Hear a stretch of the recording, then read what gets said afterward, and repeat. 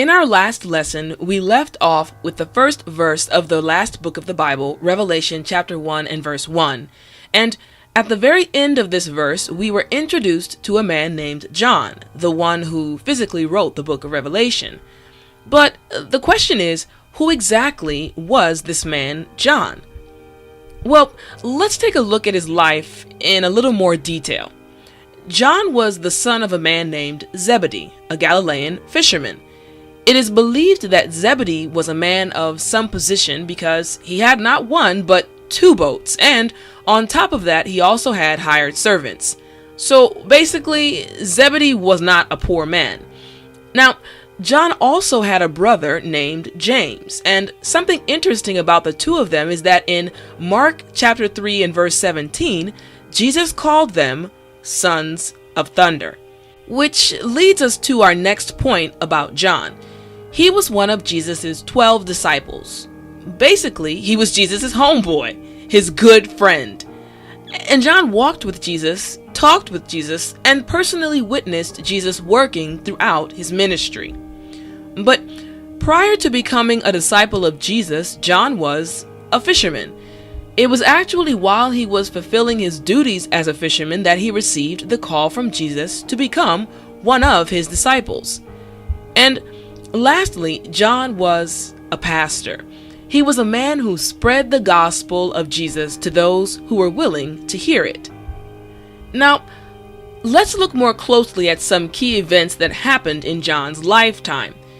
The year 70 AD is known as the date of the destruction of Jerusalem. In that year, the Roman army besieged and conquered the city of Jerusalem. It was shortly after this time that John moved to a place called EPHESUS. And while there, he became the pastor of one of their churches. But then John moved to an island called Patmos.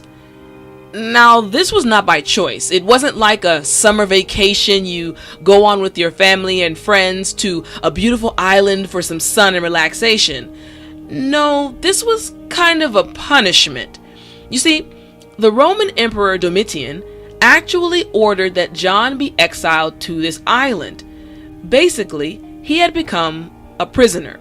But while it may have seemed like John's work for God was done, in actuality, that was far from the truth. Because it was while he was on the island of Patmos that he received the message of Revelation. And the process leading up to him receiving this message was very important. So important that it was written down in detail in the first verse of Revelation. So let's look at it one more time. According to this verse, the message of Revelation started with God, who then gave it to Jesus, who then passed it on to an angel, who then gave it to John. This was not a regular message. This was a special message. So special that the verse says that it was sent and signified. But the question is, who does the Bible say this message is specifically for? Well, in verse 3 of the same chapter, we see exactly who are to be the recipients of this message.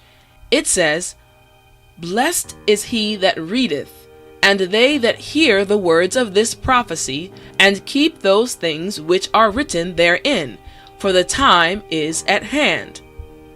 So, according to this verse, this message is for two groups: those who read it and keep it, and those who hear it and keep it. And the beauty of this message is that it comes with a promise. The promise is that all those who study it will be blessed. Man, so what God is telling us is that there is nothing about this book that is meant to harm us. Nothing about it that is supposed to scare us or cause us to live in fear. No, instead, it is all to bless us. And to top it off, he also tells us that it is not to be a secret. In Revelation chapter 22 and verse 10 it says, "And he saith unto me, Seal not the sayings of the prophecy of this book, for the time is at hand. Okay, so since this book is not to be a secret, let's jump right in it.